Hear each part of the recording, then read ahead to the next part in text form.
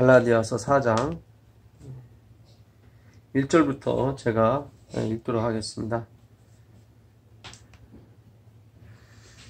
내가 또 말하노니 유업을 이을 자가 모든 것의 주인이나 어렸을 동안에는 종과 다름이 없어서 그 아버지가 정한 때까지 후견인과 청지기 아래에 있나니 이와 같이 우리도 어렸을 때에 이 세상의 초동학문 아래에 있어서 종노릇 하였더니 때가 참에 하나님이 그 아들을 보내사 여자에게서 나게 하시고 율법 아래에 나게 하신 것은 율법 아래에 있는 자들을 속량하시고 우리로 아들의 명분을 얻게 하려 하심이라.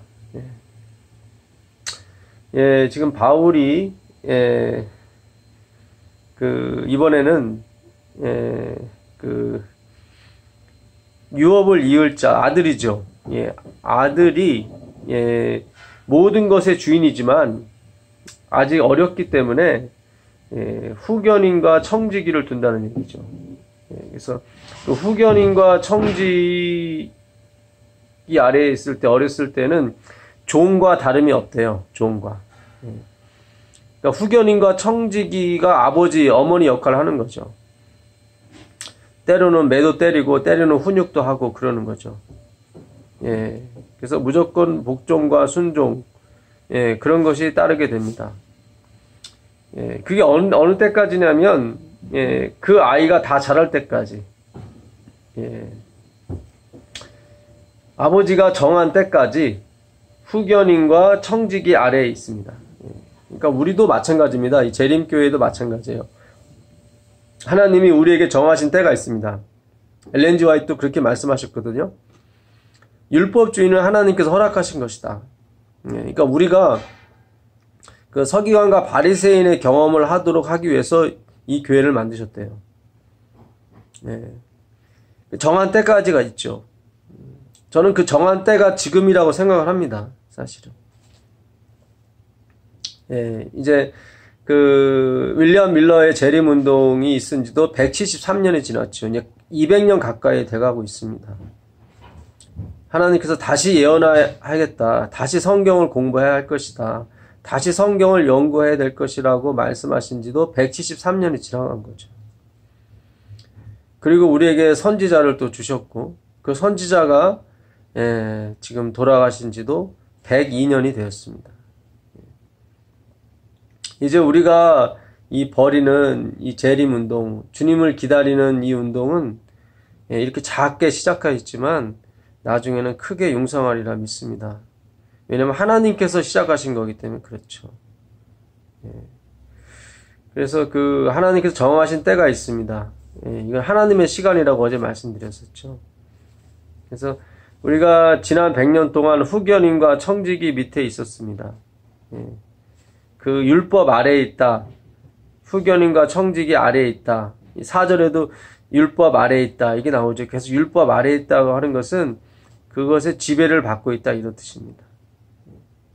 사실 율법이 우리를 지배해서는 안 되고 율법의 원본이신 그리스도께서 우리를 주관하셔야 되는 거죠. 근데 그 전까지는 후견인과 청지기가 있다는 거죠.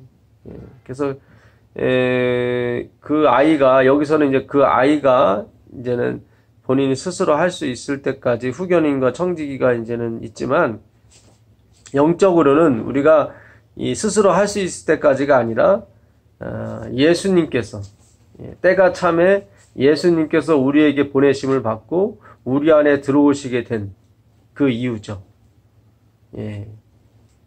그래서 하나님께서 율법 아래에 나게 하신 거죠. 인간이 되게 하셨습니다. 우리가 똑같이 율법의 그 종노릇하게 그렇게 하셨죠. 그것이 바로 바울이 말씀하고 있는 그 믿음으로 말미암는 의입니다.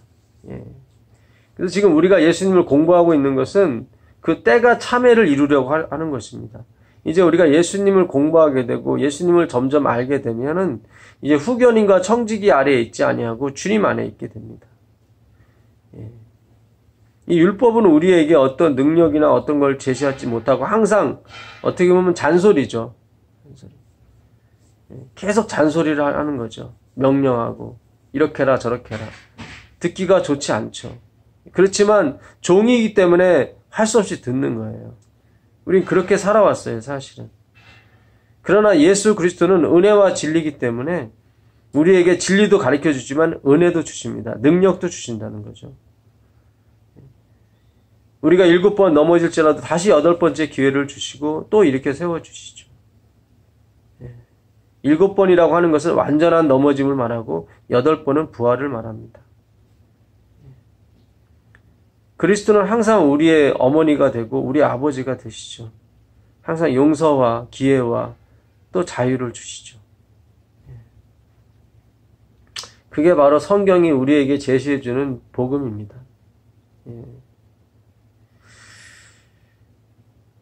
율법 아래에 있는 자들을 속량하시고 우리로 아들의 명분을 얻게 하려 하십니다. 그렇죠. 종은 어떻습니까? 종은 항상 새벽 5시만 되면 무조건 일어나서 주인을 수발을 들어야 됩니다. 종은 하루 종일 일하고 열심히 일하고 와서도 수고했다는 말을 못 듣고 주인의 밥상을 차려줘야 됩니다. 그게 종이죠. 그렇게 안 하면은 사실 맞아 죽습니다. 항상 두려움과 공포 속에 살아가는 게 종이고 할 수 없이 자기가 원하든 원치 않든 그렇게 해야만 로봇처럼 그렇게 해야만 되는 것이 종입니다. 자기의 의사표시를 하지 못하죠, 종은. 그러나 그리스도 안에 있은 후로 우리는 아들의 명분을 얻게 되죠. 아들이죠. 아들은 때로 늦게 일어나기도 하고 때로는 자기 마음대로 행동하는 그런 모습을 보일지 모르겠지만 그 아들이 교육을 잘 받은 다음에는 종보다 더 열심히 일하게 되죠. 아니, 사랑을 갖고 아버지의 유업을 이어받게 됩니다. 점잖고 부지런하고 그리고 열심히 있게 그 아버지의 유업을 이어가게 되죠. 바로 하나님께서 우리를 그런 아들로 만드시기 위해서 징계하시는 겁니다. 징계가 없으면 사생하죠. 우리가 우리의 육신의 아버지도 어떻습니까? 우리에게 억울한 매를 들지라도 우리가 그에게 순종하고는 하나님은 우리에게 억울하게 하시거나 그러시지 않으시죠. 항상 우리가 하나님과 같이 세상을, 이 우주를 사랑과 평화와 인내로서 다스리시는 그런 마음을 소유하게끔 하시죠. 그래서 항상 우리 뒤에 존경과 영광이 따르게 하십니다. 그게 바로 하나님께서 하시는 교육이시고 징계죠. 그 징계라는 표현은 사실은 그 어린이에서 나온 단어예요. 어린이. 그 어린이란 말이 여러 가지 뜻이 있다고 전에 말씀드렸죠. 파이디온. 그 파이디온에서 나온 말인데 이 소아과도 거기서 나왔죠. 파이디온에서. 파이디온. 그래서 이 징계라는 말을 다른 말로 표현하면 자녀 만들기 그런 뜻입니다. 자녀 만들기. 진짜 하나님의 자녀로 만들어 주시는 게 징계예요. 그러니까 우리가 저도 옛날에 아버지의 징계를 하도 크게 받아서 징계하면 이렇게 좋은 뜻은 아니에요. 좋게 받아들여지진 않습니다. 하나님이 하시는 징계는 그런 게 아니에요. 그런 게 아니에요. 그러니까 트레이닝이에요. 트레이닝. 미국 사람들은 그걸 잘하는 것 같아요. 자녀 교육에 트레이닝을 잘하는 것 같아요. 그래서 이렇게 우리가 이 개도 트레이닝 하잖아요. 그래서 앉아 하면 앉고 일어서 하면 일어서고 짖어 하면 짖습니다. 총 쏘는 것처럼 빵 하면 또 들어놓고. 그걸 어떻게 훈련시키냐면 억압과 프레스로는 훈련이 안 돼요. 그게. 항상 어떤 대소변을 잘 가리면 잘했다고 칭찬해주고 먹을 걸 줍니다. 그래서 그 개가 내가 이렇게 하면 주인이 좋아하고 나한테 먹을 것도 주는구나. 항상 머릿속에 입력을 하죠. 기억을 하게 됩니다. 그 사랑을 기억하는 거지, 뭐 주인이 막 억압과 프레스를 줘서 기억하는 게 아닙니다. 한국에 그 개를 훈련시키는 학교도 있어요. 한 달에 한 50만 원 정도 주거든요. 예, 제 사촌 동생도 그 불독, 작은 불독을 그 학교에 그 8개월 동안 보냈다고 하더라고요. 거기서 훈련시킬 때 억압과 채찍 안 씁니다. 예. 그러나 항상 열심히 훈련을 받죠. 그게 바로 성경이 말하는 징계고 자녀 만들기입니다. 예. 율법은 매혹하죠. 아주 율법은 잔혹합니다. 예. 거기에 조금이라도 틀어지게 되면 가차없이 F를 주게 되죠. 아주 정도 없고 인정도 없어요, 율법은. 예. 제가 옛날에 신학교 다닐 때 아침 8시에 수업하는 그 과목이 있었습니다. 예언의 신 과목이. 그게 9번 지각하면 자동적으로 F가 나와요. 저희 집이 한 2시간 동안 버스를 2번 갈아타야 되는 거리에 있어서 제가 아주 8시까지 학교 오기가 힘들었습니다. 제가 그래서 교수님한테 부탁을 했죠. 아침 6시에서 출발해도 8시에 미치기가 어렵다고 좀 사정을 봐달라고 그랬는데 안 봐주시더라고요. 결국 나중에 FA가 나왔습니다. F가 F 받았죠. 그 바람에 제가 이렇게 학교를 잘리게 되는 그 원인이 됐습니다, 사실은. 물론 공부를 안 하는 게 제일 원인이지만, 너무 냉혹해요. 너무 인정이 없고 그렇더라고요. 율법주의는 그래요. 제가 학교를, 퇴학을 맞았는데도 담임 그 교수님이 전화 한 번 안 주세요. 그냥 그 교무실에서 연락이 저희 엄마한테 왔어요. 학교 그만 나오라고. 학사 경고 2번 받았으니까 당신 아드님은 잘렸다고. 참 이게 우리가 그래요. 얼마 전에 삼육대학을 졸업한 학생이 김기곤 교수님이 총장으로 계실 때 그 김기곤 목사님이 이제 그 학생한테 물어봤나 봐요. 졸업한 학생한테. 학생은 이 삼육대학교 4년을 다니면서 가장 기억에 남는 게 무엇인가 그랬더니 그 학생이 하는 말이 학교에 등교하다가 교문 앞에서 10,000원 주순 거 그거 생각이 난다고 그러더라고요. 그 얘기를 듣고 그 김기곤 목사님이 아주 큰 충격을 받았다고 그러세요. 그래요. 우리가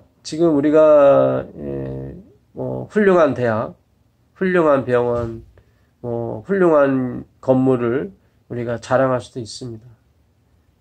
그리고 많은 성도를 보유했다는 것도 우리의 어떤 자부심 중에 하나일 수도 있죠.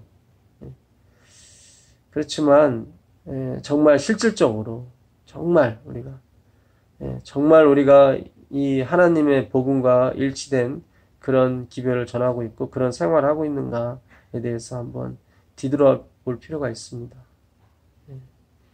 이 생각하는 게 중요해요. 한번은 이 말씀 호로고스라고 하는 이 말씀도 생각이에요. 생각. 우주 만물의 생성 제1 원리가 이 로고스거든요. 근데 생각이에요. 그게 생각.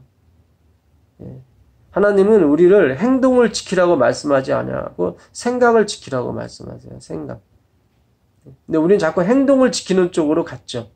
그게 아사예요. 사마르는 그게 아니에요. 마음을 지키라는 거예요. 내 아내가 나하고만 살고 있지만 생각은 다 다른 남자한테 가 있으면 그게 뭐 아내입니까? 아니죠. 차라리 자신이 창기라고 생각하고 죄인이라고 생각하고 쓸모없는 여자라고 생각하는 그 창기가 오히려 더 낫다고 볼 수도 있죠. 오늘 제가 이렇게 좀 약간 너무 강한 예를 들었는데, 사실 성경은 그렇습니다. 성경은 그렇게 얘기하세요. 이스라엘 보고 왜 너 창기가 되었느냐. 자꾸 그렇게 말씀하시거든요. 근데 그들 생각에는 나는 결코 창기 노릇을 한 적이 없는데 하나님은 자꾸 창기라고 얘기하니까 얼토당토한 거죠, 사실은. 말라기 1장 10절에 보게 되면 하나님께서 말씀하시기를 누가 저 성전문을 닫았으면 좋겠다고 계속 말씀하세요. 예배드리러 오는 저 발걸음을 제발 누가 좀 멈췄으면 좋겠다고. 이 교회 못 오게 좀 만들었으면 좋겠다. 그러면서 하나님께서 그 온전한 11조에 대해서 말씀하시죠.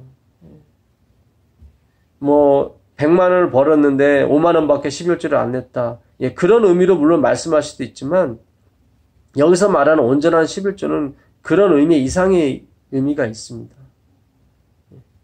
그 온전이라고 하는 거, 그 다음에 내 집에 양식이 있게 하라고 하는 거, 그건 다 그리스도를 상징해요, 사실은. 너희가 해양과 박하와 근처의 11조는 들이되 율법에 더 중한 바 의와 인과 신은 버렸도다. 근처와 해양과 박하는 여러분 아시다시피 조금밖에 안 나오는 한약재에 불과해요. 근데 그들은 거기서도 11조를 뗐어요. 그러면서도 더 중요한 하나님이 요구하시는 그 율법의 그 핵심이 되는 의와 인과 신을 버렸죠. 오늘 우리의 재림교들의 신앙, 우리 교회의 모습이 과연 이 모습과 어떤가, 한번 비교할 필요가 있습니다. 정말 우리는 어떤 면에서는 하나님께 열심히 있죠. 예배당 건축이랄까, 헌금이랄까, 이런 것에 우리는 정말로 유대인 못지않게 열심히 합니다. 그러나 정말 율법이 요구하는 그 의와 인과 신, 진리, 그 사랑, 그 정의, 그걸 갖고 있는가? 우리가 한번 곰곰이 생각할 필요가 있습니다.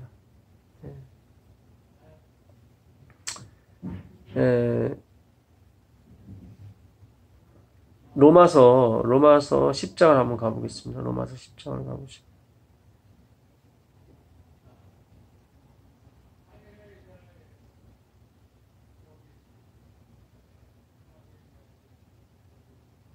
로마서 10장 1절부터 보겠습니다. 형제들아 내 마음에 원하는 바와 하나님께 구하는 바는 이스라엘을 위함이니 곧 그들로 구원을 받게 함이라. 내가 증언하노니 그들이 하나님께 열심히 있으나 올바른 지식을 따른 것이 아니니라.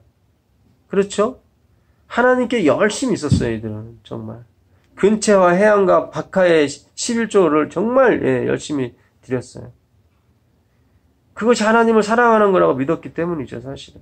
그러나 의와 인과 신을 버렸죠. 자기를 사랑하고 자기보다 못한 사람을 무시하고 매정하고 그 정말 11조보다 더 중요한 거죠. 그것이 교회의 양식이에요, 사실은. 이 재물이 양식이 아니에요. 재물이 양식이 아니라 그 그리스도의 마음을 갖고 있는 것이 양식이라고. 오늘 우리의 교회들이 다 굶어 죽게 됐습니다. 그 성령의 양식이 없어요. 성령의 양식이 없죠. 이거는 그리스도를 온전히 조춤으로써만이 나오는 것입니다. 자기 자신을 의지하고 자긍심과 자부심을 갖고 있는 상태에서는 절대로 그것이 그 하나님의 양식이 오질 않습니다. 하나님의 의를 모르고 자기 의를 세우려고 힘써 하나님의 의에 복종하지 아니하였느니라. 하나님의 의를 몰라요. 하나님의 의를 모르고 자기 의를 세우려고 힘써 하나님의 의에 복종하지 않습니다. 분명히 하나님은 우리의 의가 있다고 그래요. 우리의 의. 하나님의 의가 있고 우리의 의가 있어요. 하나님은 당신이 만드시고 당신이 계획하시고 당신이 힘쓰고 만드신 그 의를 우리에게 주시기를 원하는데 우리는 그것보다는 내가 만든 의를 세우려고 아주 노력하고 있죠. 그거는 열흘가리 밭에 23리터밖에 안 나오는 거예요. 그거는 나오긴 나와요. 근데 너무 안 나와요. 하나님이 우리에게 이 뇌세포를 주셨습니다. 우리의 뇌가 세포 개수가 1000억 개래요. 1000억 개인데 하루에 10만 개씩 죽습니다. 우리 뇌세포. 100년을 살아도 3%밖에 못 써요, 사실은. 1000억 개 중에 3%밖에 못 씁니다. 제일 많이 쓴 사람이 아인슈타인이에요. 그 사람이 3% 썼습니다. 3%. 보통 사람은 다 1% 내외에 쓰고 죽습니다. 나머지 99%는 그냥 사장이 돼요. 그러니까 우리가 이게 우리 힘으로 되지 않아요. 그러니까 하나님이 열어주시면 우리가 4%, 5%, 10%, 천국에 가면 100%를 다 쓸 수가 있죠. 어마어마한 거죠, 사실은. 그리스도는 모든 믿는 자에게 의를 이루기 위하여 율법의 마침이 되시니라. 그렇죠? 그리스도는 모든 자들에게 의를 이루기 위하여 율법의 마침이 되었다. 율법이 하지 못하는 것을 누가 하시냐면요, 예수님이 하셔요. 왜요? 그분은 율법의 원본이기 때문에. 율법을 창시하신 분이기 때문에. 사본이 하지 못한 일을 원본이 할 수가 있습니다. 바로 그분이 그리스도예요. 그래서 율법과 복음은 항상 같이 가게 되어 있습니다. 율법과 복음. 자, 다시 갈라디아서로 가보도록 하겠습니다. 갈라디아서 보시면 4장.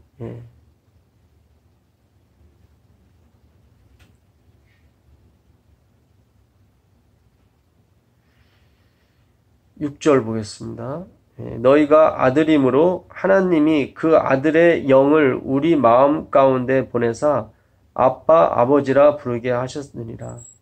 그러므로 내가 이후로는 종이 아니요 아들이니 아들이면 하나님으로 말미암아 유업을 받을 자니라. 여러분, 아들이기 때문에 그러니까 우리가 아들이 됐기 때문에 아들의 영을 받습니다. 아들의 영. 이 3장 1절에 그러죠. 3장 1절에 보게 되면 어리석도다 갈라디아 사람들아, 예수 그리스도께서 십자가에 못 박히신 것이 너희 눈앞에 밝히 보이거늘 누가 너희를 깨더냐. 내가 너희에게서 다만 이것을 알려 하노니 너희가 성령을 받은 것이 율법의 행위로냐 아니면 혹은 듣고 믿음으로냐.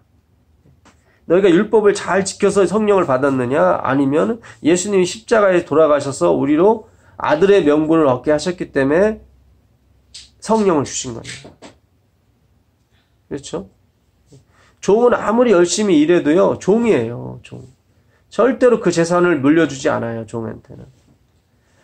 아무리 아들이 허랑방탕하고 술 먹고 뭐 엉망진창을 해도 그 아버지는 어떻게든지 자기의 재산을 그 아들한테 물려주려고 한다고요. 왜냐면 자기 피가 흐르고 있기 때문에. 예수님이 십자가에서 보혈을 흘려주셔서 그 피를 우리 몸속에 흐르게 하셨기 때문에 우리가 그의 소유가 됐습니다. 우리 몸 안에 예수님의 피, 하나님의 피가 흐르고 있기 때문에 우리는 하나님의 자녀이고 아들입니다. 그래서 성령을 주시는 거예요. 성령. 우리가 아직 성령을 충만히 받지 못하는 이유 중에 하나는 아직도 우리가 율법의 행위를 자꾸 생각하기 때문입니다. 이거를 내려놓으셔야 돼요. 이걸 내려놓으면 겁을 내요, 우리가. 그러면 이거 내가 엉망진창으로 살지 않을까? 이거, 허랑방탕하지 않을까? 방종하지 않을까? 이거는 아직도 자신을 믿고 있기 때문에 그래요. 그렇죠. 우리 자신을 보게 되면 우리는 자신이 없죠. 그리스도께서 우리 주인이 되시고 하나님이 되시면 그분이 반드시 하십니다. 반드시 이루시고 반드시 홀로 영광을 취하시죠. 이게 자녀 교육이라는 것이 스파르타식으로 한다고 해서 되는 문제가 아니에요. 이 문제. 그러면 다 군대 보내면 다 훌륭한 사람이 되어 나오게요? 그렇지 않습니다. 우리나라가 옛날에 그 군사 독재 시절에 도움을 받은 거는 사실이에요. 그러나 그대로 계속 가다가는 발전이 없습니다. 발전이 없어요. 지금 우리나라가 군사 독재에서 이 시민 정부로, 국민 정부로 넘어가면서 급속도로 발전하게 된 거예요. 그 전 세계의 만화 영화를 대부분이 우리 한국 젊은이들이 그립니다. 근데 그 아이디어는 누가 주냐면은 다 미국에 있는 이 미국 대학생들, 미국인들이 줘요. 그 슈렉이라는 영화도 그 현대자동차가 1년 동안 벌어들일 돈을 그 슈렉이 벌어들였어요. 근데 그 아이디어, 그림은 한국인들이 다 그렸지만 그 아이디어는 미국 청년한테서 나온 거라고. 고등학교 때까지는 우리가 훨씬 앞서요. 미국 사람들은 훨씬 앞서요. 근데 대학 이후에가 문제예요. 대학 이후에 10년을 비교해봤더니 이게 하늘과 땅 차이라는 거죠. 오늘 우리의 어떤 그런 일반적인 교육도 문제지만 신앙적인 교육도 마찬가지입니다. 빨리빨리 한다고 해서 되는 문제가 아닙니다.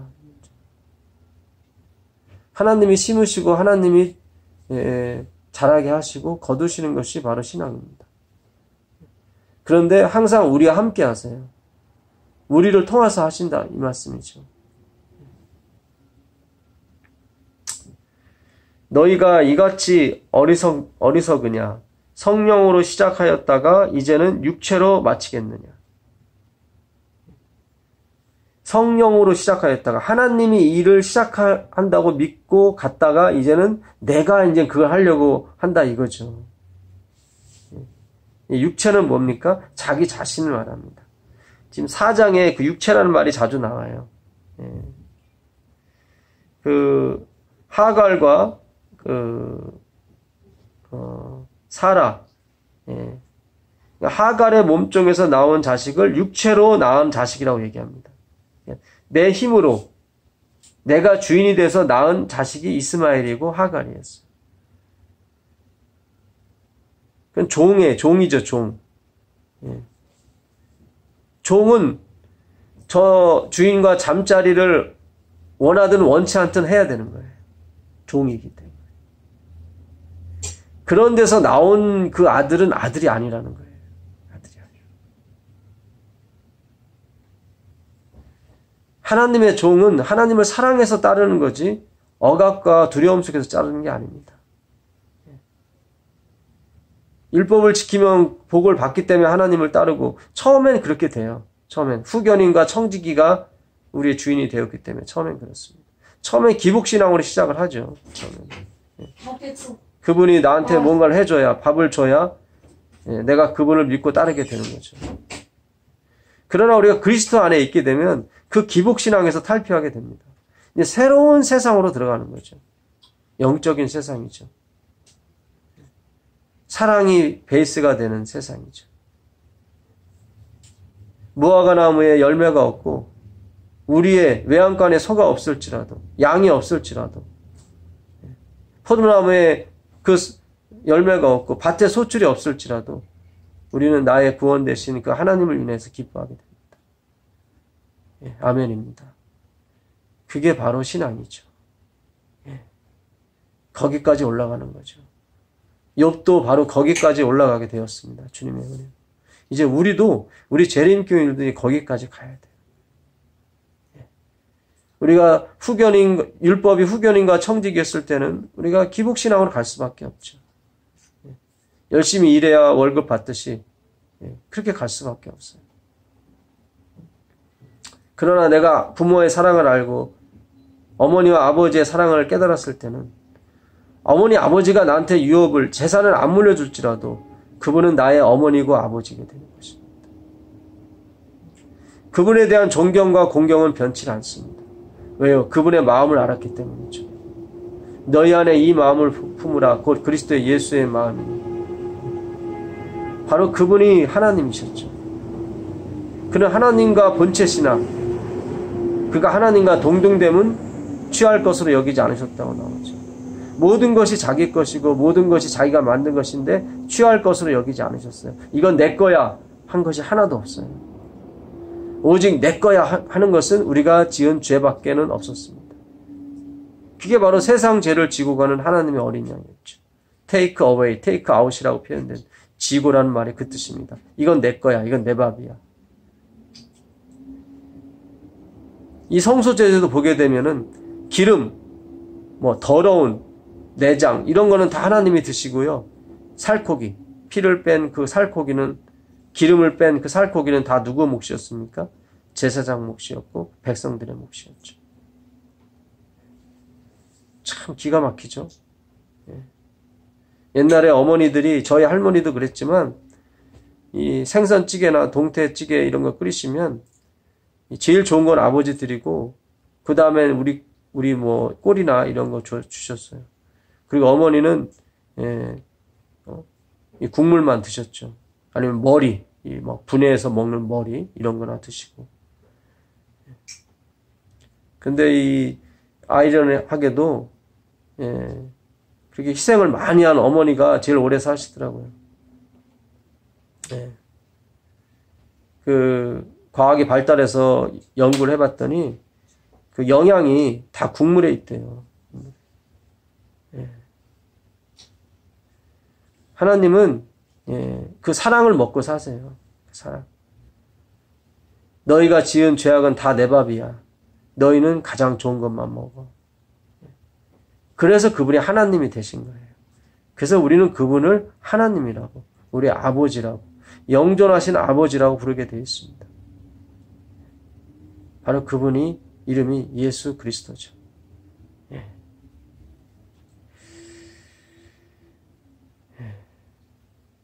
그래서 사랑으로 비롯되지 않은 그 행함, 어떤 기복적인 신앙에서 나온 행함, 소위 말하는 돈 놓고 돈 먹기식의 신앙,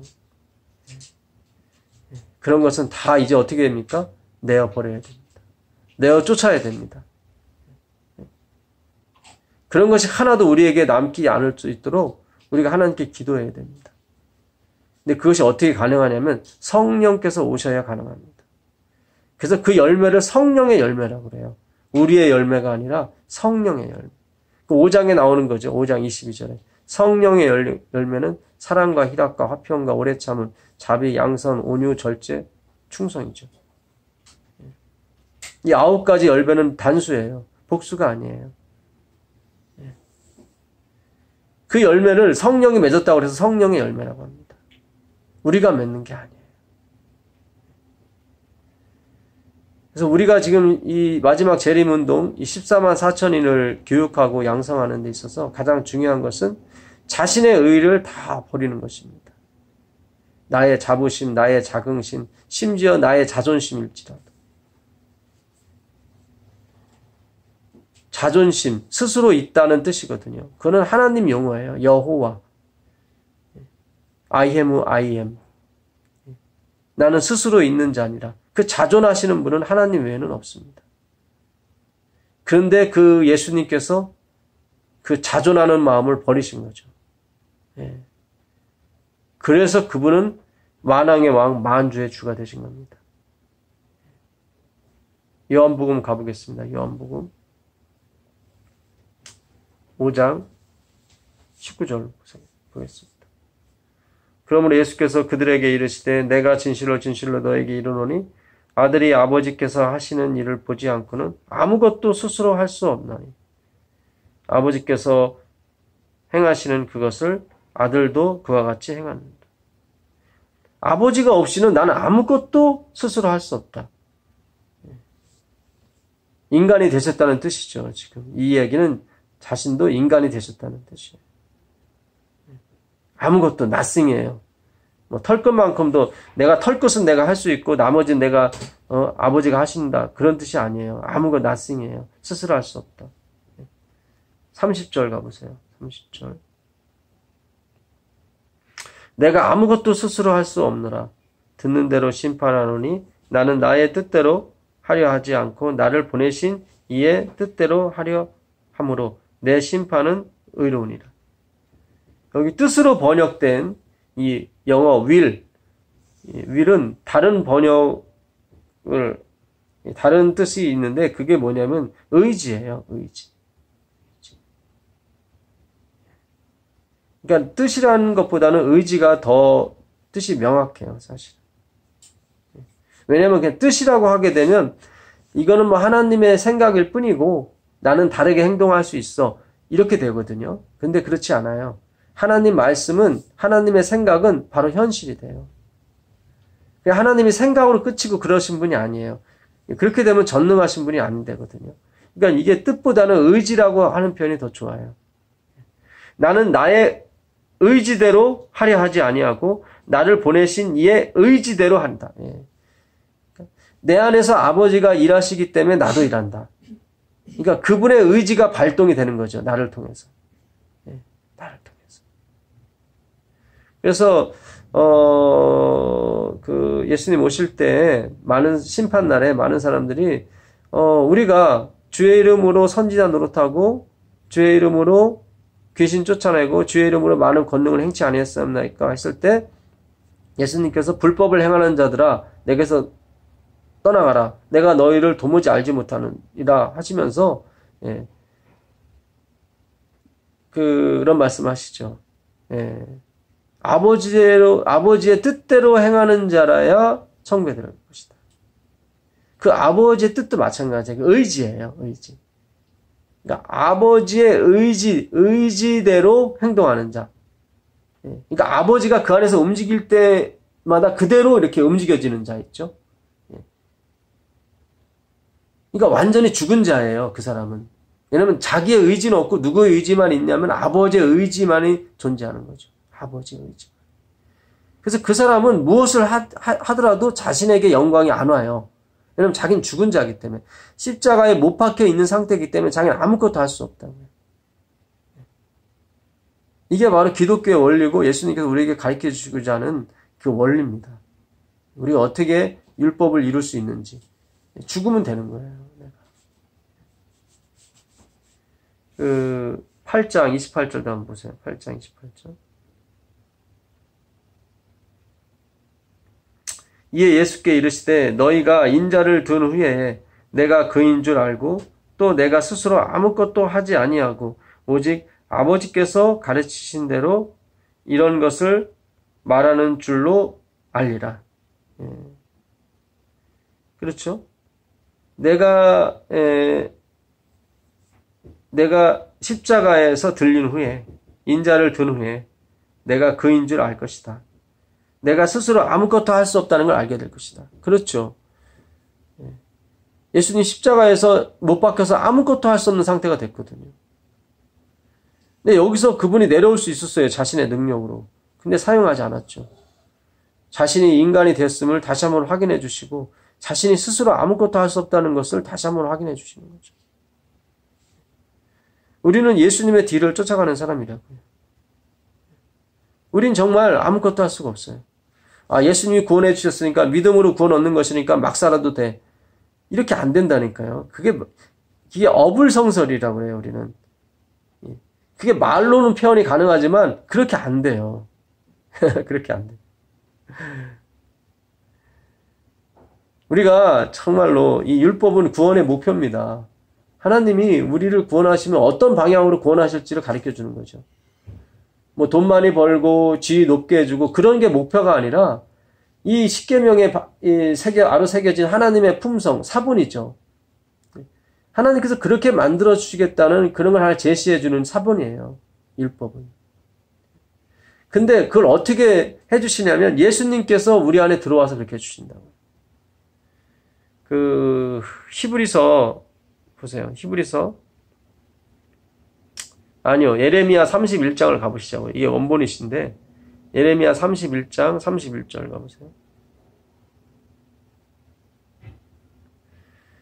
여호와의 말씀이니라. 보라, 날이 이르리니 내가 이스라엘 집과 유다 집에 새 언약을 맺으리라. 새 언약. 여기서 말한 언약, 커브넌트라고 그랬죠. 이게 하베리트예요. 하베리트. 히브리 하는 정관사 더입니다. 더. 이 베리트는 언약이에요. 그러니까 그 언약이에요. 이 베리트는 그 원어의 그 어원이 바라, 창조입니다. 창조. 내가 새 창조를 하시겠다. 그런 뜻이에요. 내가 새롭게 만들어주겠다. 그런 뜻입니다. 이 언약은 내가 그들의 조상들의 손을 잡고 애굽 땅에서 인도하여 내던 날에 맺은 것과 같지 아니할 것은, 그렇죠. 너희가 내 율법과 언약을 잘 지키면 내 백성이 되고 내 제사장 나라가 될 것이다. 그랬을 때 이 백성들이 언약을 철커덕했죠. 약속을. 내가 그렇게 다 행하겠습니다. 라고. 그날에 그렇게 맺은 것과 같지 않대요. 이 새 언약은. 내가 그들의 남편이 되었어도 그들이 내 언약을 깨뜨렸습니다.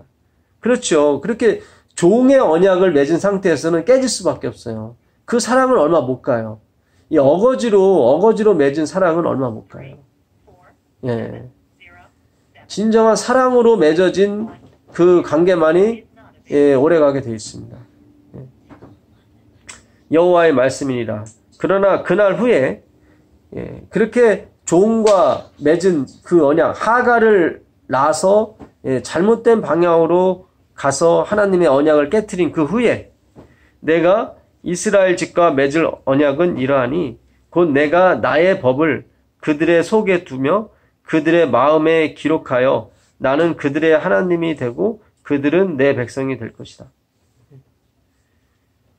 그러니까 전에는 내 힘으로 내가 지켜서 내 육체로 자식을 낳아서 내 기업을 이어가겠다고 했던 것이 깨트려졌잖아요. 잘못됐어요. 그것이. 약속 자체가 잘못됐고 그것을 약속을 이루지 못했어요.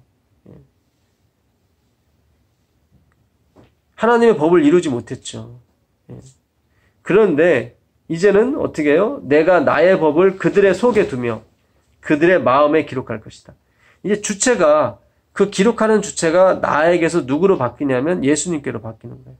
여기서 내가 나의 법을 할 때 나가 바로 하나님이시거든요. 내가 나의 법을 너희들의 속에 두며 너희들의 마음에 기록할 것이다. 그러니까 율법의 내용, 우리가 그걸 지켜야 되는 그런 거는 변하지 않았어요. 변하지 않았는데 누구에 의해서 그것이 지켜지느냐가 중요한 거예요. 이제는. 나에 의해서 지켜지는 것은 겉모습은 그런 것처럼 보여요. 겉모습은 점잖은 것 같고 겉모습은 뭐예요? 겸손한 것 같아요. 근데 속이 안 그렇다니까요. 속이. 바울이 그 얘기를 해요. 골로새서 가보세요. 골로새서 2장 18절 보겠습니다. 아무도 꾸며낸 겸손과 천사 숭배를 이유로 너희를 정죄하지 못하게 하라.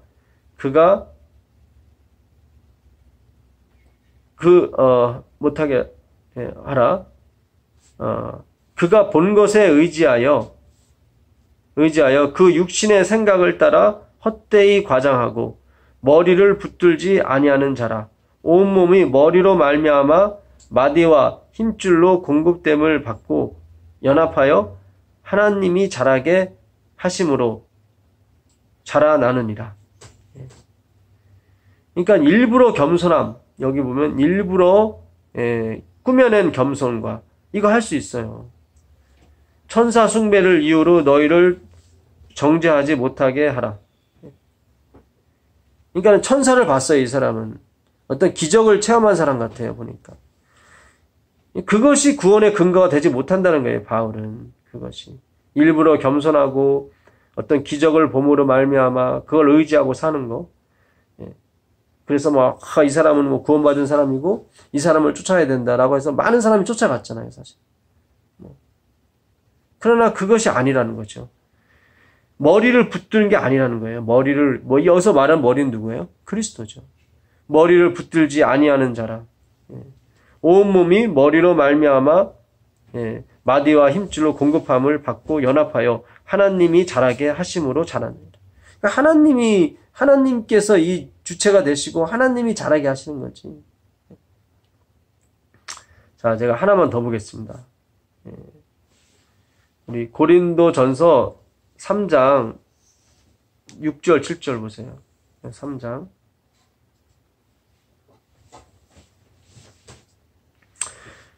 고린도전서 3장 6절 7절 나는 심었고 아볼로는 물을 주었으되 오직 하나님께서 자라나게 하셨나니 그런즉 심은 이나 물 주는 이는 아무것도 아니로되 오직 자라게 하시는 이는 하나님뿐이니라. 그러니까 고린도 교회의 최초 설립자가 바울이었다고요. 그 다음에 온 사역자가 누구냐면 아볼로였어요. 아볼로는 바울보다 설교를 더 잘했어요. 지식도 많았고. 그러니까 파가 나뉜 거예요. 바울파, 아볼로파로. 그러니까 바울이 편지를 쓴 거죠. 나는 심었고 아볼로는 물을 준 게 맞다. 그렇지만 자라게 하신 분은 하나님이시다. 심는 이나 물 주는 이가 아무것도 아니다. 왜 아무것도 아니에요? 심지 않고 물 주지 않았으면 어떻게 이게 열매를 맺어요? 그렇지 않습니까? 그렇잖아요. 근데 하나님은, 성령님은 그래요. 아무것도 아니라. 만약에 바울이나 아볼로가 심지 않았고 물 주지 않았으면 하나님은 다른 사람을 통해서 심고 물 주게 하셨을 거예요.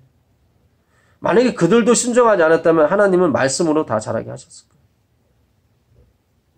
우리가 선택하고 우리가 열심히 하고 우리가 헌신하고 하는 것은 하나님의 이 즐거움, 창조의 즐거움에 참여하는 것뿐이지 우리가 주체가 아닙니다. 우리가 안 해도, 우리가 복음사업 안 해도 하나님은 뭐예요? 천사 한 명을 일으켜서 다 복음사업 할 수 있어요. 그러나 그 입을 통해서 우리를 통해서 하시겠다고 하셨기 때문에 반드시 그러한 백성을 만드실 것입니다.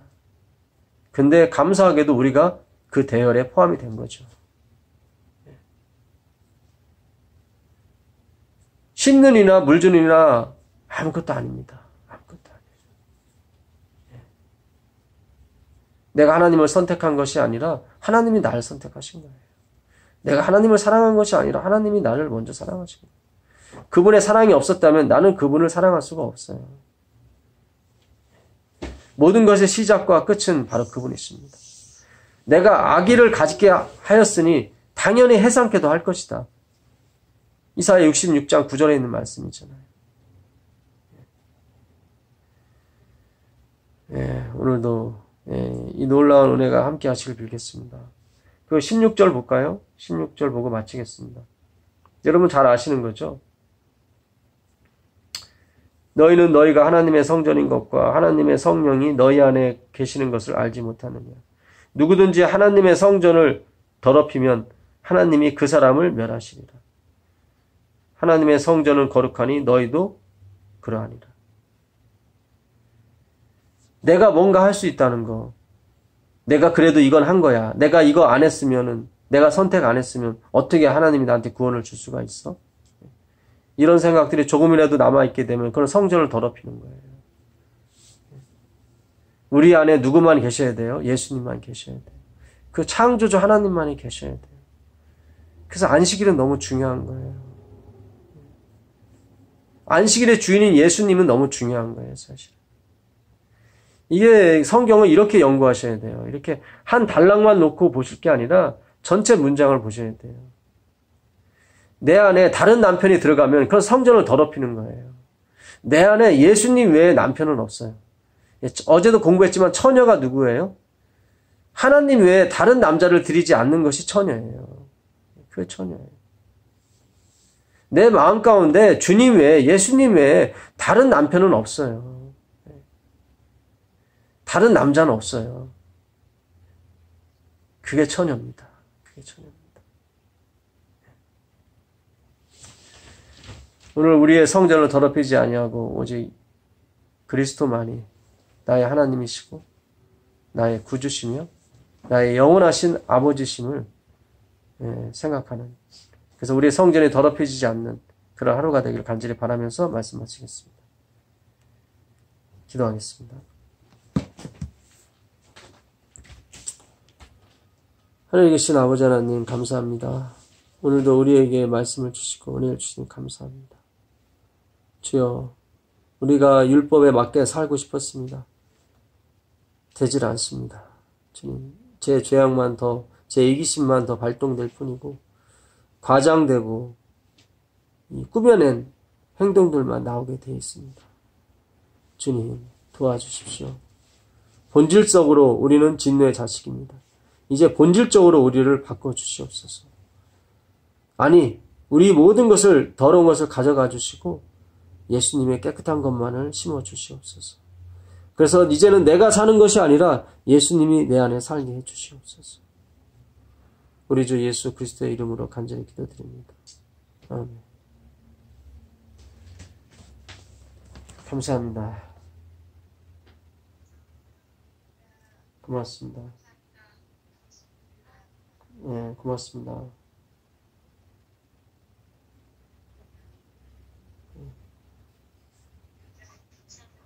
네, 고맙습니다. 네, 좋은 하루 되세요. 네, 감사합니다.